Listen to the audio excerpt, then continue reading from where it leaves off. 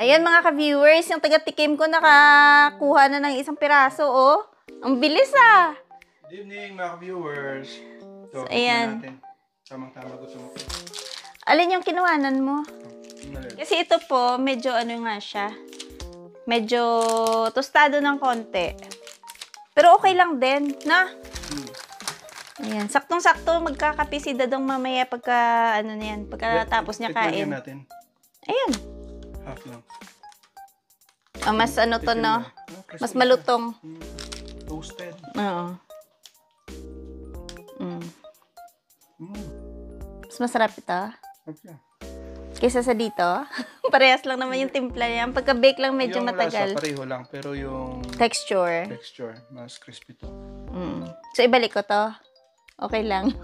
Hindi, ayaw mo na. Hindi, okay na. May titikim pa na iba eh. Oo nga. Hindi, sa sunod yung pag gumawa ulit ako, pwede ko siyang kapalan ng konti. Tikman natin. Tama-tama, hindi tayo makadaan ng Teams bukas. Kaya. And Dadong ha, ilang araw mo ng pangkapet to ha. Ang dami, no? Kain tayo mga ka-viewers. Tapunan tayo. Ayan, ang ulam ni Dadong. Ayan, ano yung ulam mo, Papa? Tira-tira. Tira-tira na, ayan o, adobong sitaw, tsaka, ewan ko ano yan, afritada ba yan o kalderetang manok? Yan yung ulam niya. Ano yung masarap pala na, panghanda sa Pasko? Interviewin natin si Dadong. Kung ano yung masarap panghanda sa Pasko, Papa? Ano yung kanina na pag-usapan natin? Kasi kanina may napag-usapan na kaming ihahanda. Ano ba yun? Yung macaroni salad ba? Pinagpipilian namin kung macaroni salad or buko pandan, yung pang-dessert. Tapos, yung ulam. Ano ba yun? Siyempre, meron kaming pakbet. Masarap yun. Na? Dapat talaga may gulay. Tapos, Shanghai. Shanghai ba? Shanghai o ano? Shanghai muna. Sunod na lang tayo mag-siomai. Tapos yung ano pa, mag-order na lang kami ng lechon belly. Magsabaw tayo. Ay, magsasabaw pala kami. Baka, Mami ba yun? hindi mami. Yung molo. Yung molo na soup. Sabi ko nga sana masarap yung yung bulalo. Kaso lang, syempre, yung mga litid nila, baka sumakit. Saan lang naman yun? Sa bagay. Ano pa? Ayun, kayo po, ano po yung mga ihahanda nyo sa Pasko? Ayun pala, pa-comment din po kung saan umaabot itong aming video. Palagay kung taga saan kayo, tapos, 'di ba? Kasi minsan nakakarating na to kung saan-saan yung mga video namin Minsan napapanood na to sa Europe. Shala pa, nakarating na tayo sa Europe pa. Kaso lang yung video lang. In your dreams. in my dreams. Ayun. Beng, inom ka na, Beng. Ngayon pala sana yung Christmas train dumaan dito sa amin. Kaso lang si Beng Beng, inuubo. Ay, hindi na kami nakapunta. May ubo-ubo siya. Kailangan niya magpahinga kasi sa Monday, meron silang Christmas concert. Na Beng na? Hindi din siya daw makapahinga kasi ang dami nilang assignments. Oo, ngayong taon, parang ang dami niyang ginagawa lagi, no? Ayan, magsha-shoutout muna kami sa mga nag-comment sa recent na mga videos namin. Shoutout kay Robby Pelayo. Kay Christopher Son. Ano ba to? Dugtong kasi. Kay Christopher Sonal Kachupas. Ayan. Kay Marichel. Yan, shoutout din po kay Jonaline Bueno, taga North End, Regina daw po siya. Ayan. Thank you po sa panonood sa aming mga videos. Tsaka, shoutout din kay San Kitchen Yummy. Sarap yun, luto tayo ng arroz Valenciana. Parang Ang dami niyang sinasabi. Arroz Valenciana, ano pa yun? Ano pa? Molo. Ano pa? Shanghai. Ano kaya yung ano niya doon? Ano yung matuloy? Hindi, ano kaya maitulong niya doon sa ilan na yun na gagawin ko? Taga ano lang siya, taga hugas ng plato. Huwag na pala ako mag-comment. Ano? Tagahugas ng plato. Kahit naman, kahit papano, di ba, may, naman, may ambag naman siya. Pero alam mo, masarap din na siguro sa katapusan na lang. Yung? Chicken na, yung... Inasal. Ay, oo nga pala, sabi pala namin, mag-chicken inasal pala kami. Kasi mas madali siya lutuin, no? Oh, bake lang. 2 salang, pwede na. So, yun. Ito na po yung aming panghanda. Nga, patingin. Mga ka-viewers, pakita ko lang po sa inyo yung aming Christmas light dito sa labas.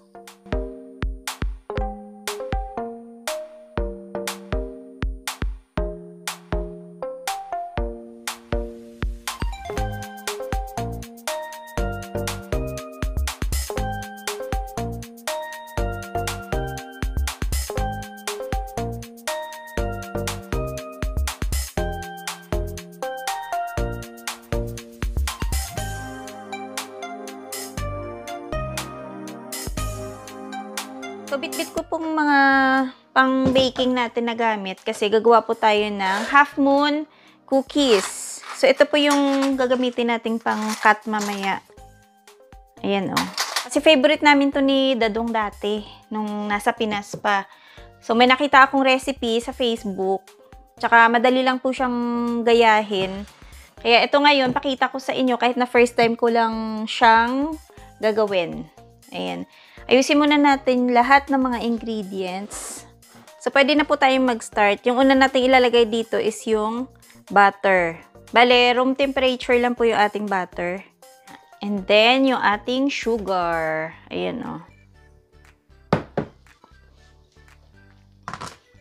So, next is yung egg.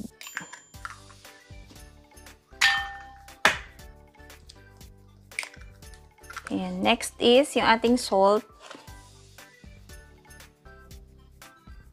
Ayan. Ating salt. Baking powder. Ating baking powder.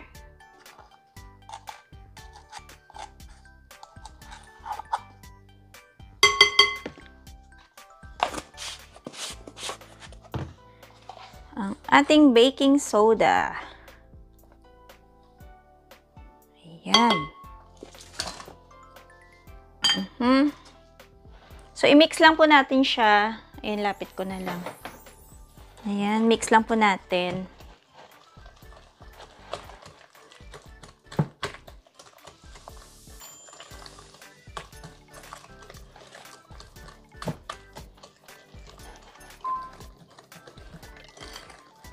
So, ganyan na po yung itsura niya.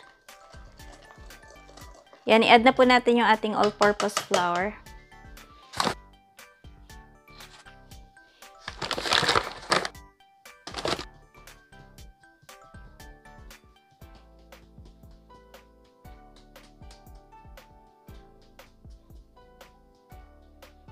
Okay na. So, pwede na po natin siyang i-mix.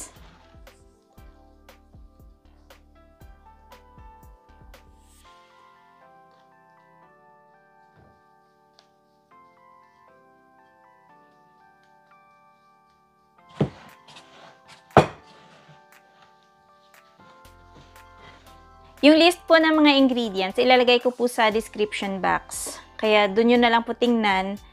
Tsaka baka magtaka kayo na bakit medyo madami itong mini-mix ko kasi dalawa po itong recipe na to. Kaya medyo mabigat siya.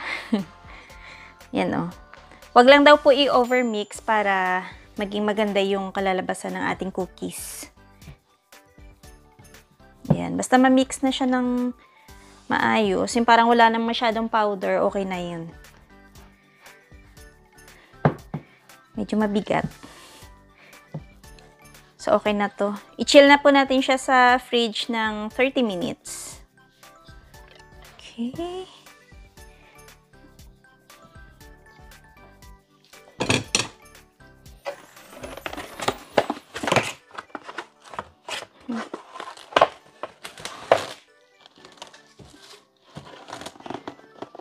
Opya.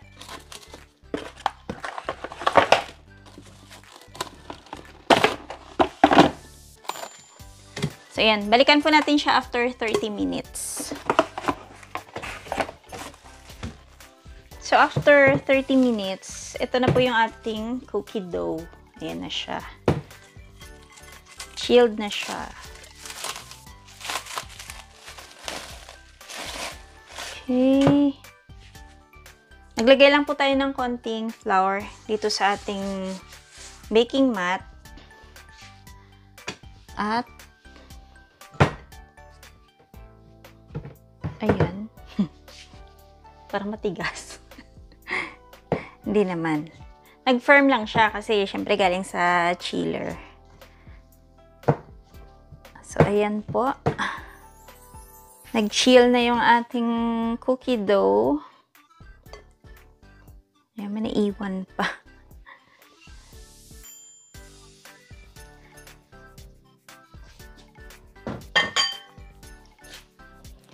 So, wait lang.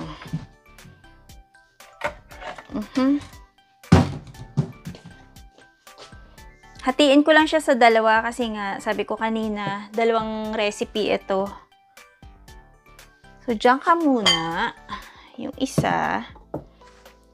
And then, ayan. Lagyan natin ng konting flour.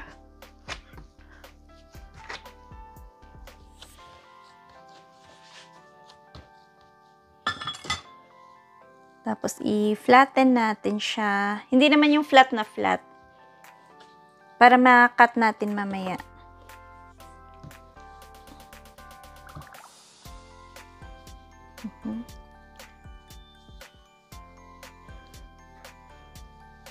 Ayan. Siguro mga ano to, 1/2 inch yung kapal.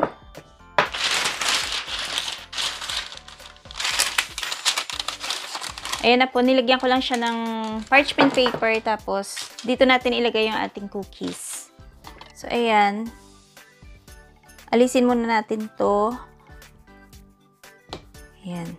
Pero magagamit pa po natin to mamaya. And then, ganyan na siya. Ayan, oh. Ayan, cut natin. Ayan, pag kinat, ito na yung kalalabasan. Ayan siya. Diba half moon? Ayan, check natin.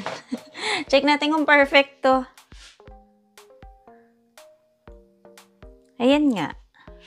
So, ilagay na natin dito sa ating tray. Ayan, oh. So, ituloy lang natin to hanggang sa maubos na natin gawa. Ma-forma ng half moon lahat.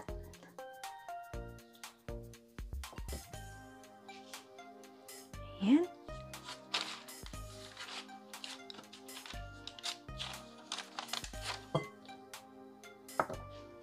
Ayan.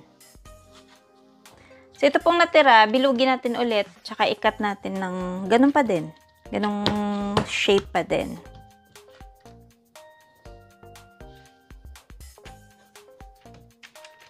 Malapit na tayong mag-bake, tsaka matikman na natin kung successful ba yung pagkagawa natin itong cookies. And gawan po natin ng egg wash. Bale, ano to, 1 tablespoon ng milk, tsaka isang egg yolk. Tapos i-brush natin tong ating cookies bago natin siya i-bake.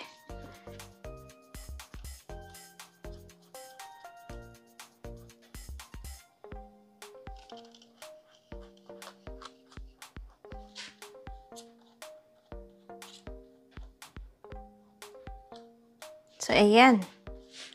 Okay na. So, i-bake na po natin ito ng up to 20 minutes sa 350 degrees Fahrenheit na preheated oven. Ayan, naka-preheat naman na yung oven natin. So, lagyan na natin.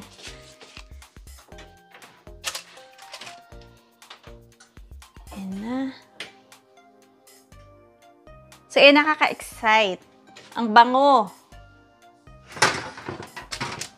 Ay, grabe. Ang ganda. Tingnan nyo naman, diba? Ang perfect ng pagka-bake. Bango!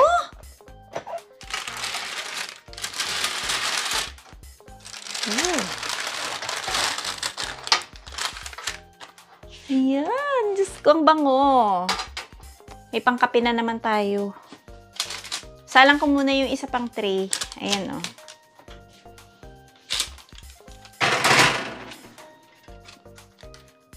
Ay! Uy, ang sarap.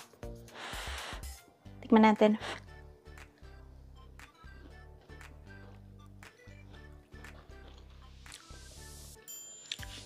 Uy, ang sarap niya.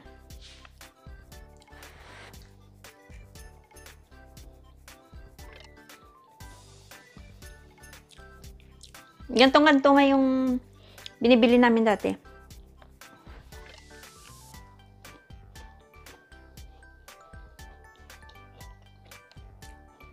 Masarap siya ipare sa kape tsaka sa tea.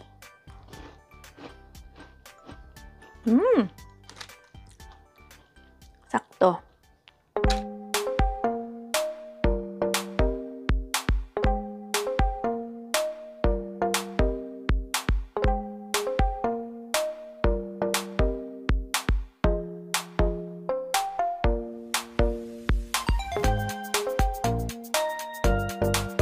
So, ayan. Hanggang dito na lang muna yung aming video for today. Maraming salamat po sa palaging panunood.